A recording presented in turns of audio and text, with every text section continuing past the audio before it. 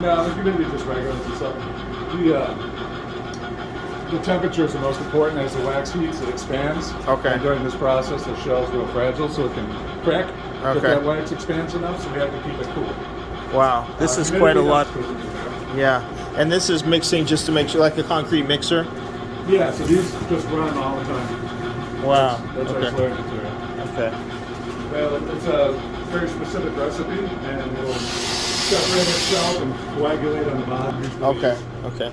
And this is that's very interesting. I always wondered how that gap looks, but this is cut out so you can see what it looks like. This is the inside of it, so you can see The wax is going to determine how the inside of it is. The outside has to be perfect, like what the artist did. Obviously, or else you don't get the fin. It won't look right. But the inside could be a little wavery. And it is. I mean, you can't just get a perfect inside. Anyway, there's And that's not the point anyway. You're just trying to conserve so you're not wasting metal. Well, the thickness is important because as metal cools, it has to be a consistent thickness all the way around. Right. Kind of like Liberty Bell cracking kind of thing or whatever. A thick section will cool slower than a thin section. So that thin section gets sucked into that thicker section, and you get a real porous metal right there that you have to fix. Okay. But if there's lumps and bumps in there, those don't matter because it's not something that'll be seen. But yeah, the thickness. And if you get way too thin, it may not pour in areas. Too thick. And then you have to fix it in mending or chasing or... So that's what we're doing here. So this These are is... all components that have been cast and now they're being all welded back together.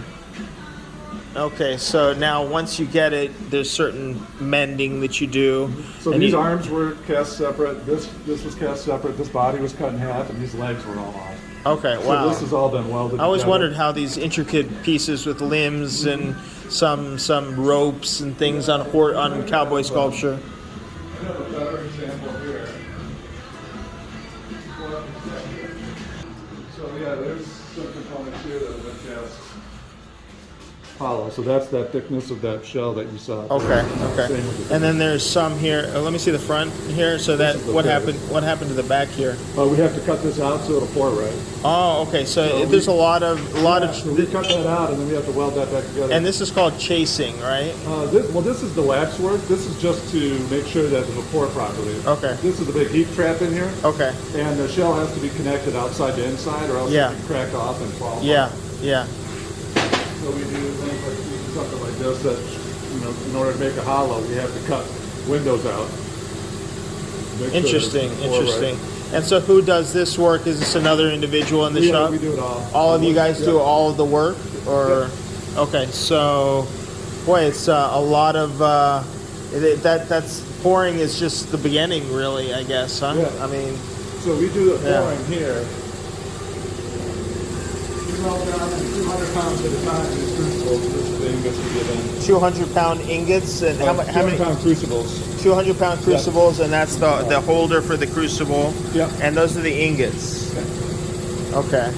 Here's one of those pieces already. How many pounds per ingot? Ingots are about 25 pounds. 25 pounds. So here's one of those. And this is us repairing. You can see this is a real thin section in here where the wax is thinner. Yeah. So it got sucked into the. So you have to then smooth it out. Repair that section. Well, that must be a highlight. I mean, that's a lot of detail to get that smooth again and get it. Yeah. So we use from 4.5-inch grinders all the way down to dental burrs. Really? And everything in between. So the artist does the beginning, and then you guys come back in and to recreate what the artist has done. Yeah. So Jeff molds it and brings it to us. Yeah. We separate it all so it'll cast, and then we have to reconnect it all and retexture it, make it look like the original clay did. And when you pour it, I guess it's out here then, right? So 4.5 is the casting part of the process. We melt it up in here, so we put those shells that they're doing right there. We load them up on here, stick them up in here, and heat them up to about 1250 degrees. That'll melt the wax out of there. And then after it's there, we kick the temperature up to 1500 degrees, and that sinters the shell and makes it a porcelain material that'll withstand. And then you cool that off, and once that's cool, once then it's cool, then we just set it really hot. But we yeah, have to do it. yeah. And how many processes? How many cycles? This is once a month, you say? 3 weeks to a month. Okay. So like when you pour in that opening that you open up, then the air that's all in that cavity between the inside and the outside shell has to escape. So that's where you have these vent feeds that then afterwards will be filled up, possibly partially Noon down Yeah. the Oh, cottonwood. noon. I thought it was 11. Okay, I was a little worried. Okay. Yeah, So. we're wrapping it up. This is about the end Yeah. of it. I just try to be mindful of you. Yeah. Yeah. So yeah. So something like this is just going to feed in here. It's Yeah. going to fill, and these are going to allow the air to escape out. Yeah. It's nothing real complicated. Okay. When you have something super complicated, Yeah. you'll have a bunch of different pieces. That's a good looking piece right there. I like that. That's. It's getting melted down. So then once you're done with this, then is this at a level where you'll send it out for patina, or do you have to further process that? Normally we would these we would cast and send out just like this. We rough cast for them. And But send of out. course you'd complete the whole. They would. They We don't would. do any of Okay. that. Oh, okay. Okay.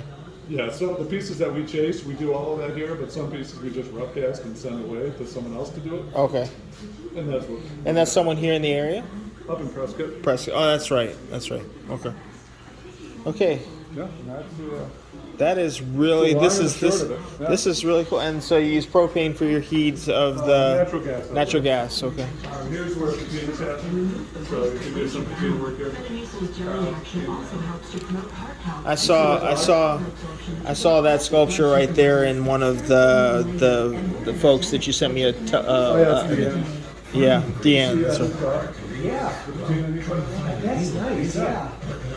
Oh, I also added some patina lights so we have real color. Oh man, look at the lighting. Yeah. High tech.